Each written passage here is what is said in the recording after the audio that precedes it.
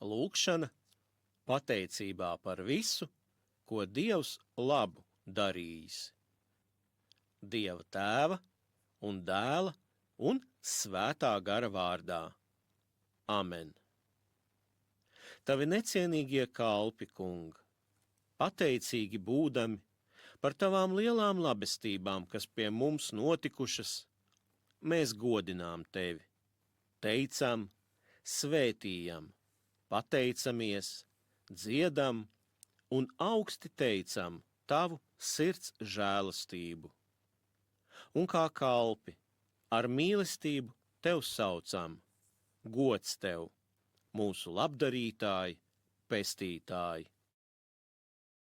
Valdniek, tavu labvēlību un dāvanas nepelnīti saņēmuši.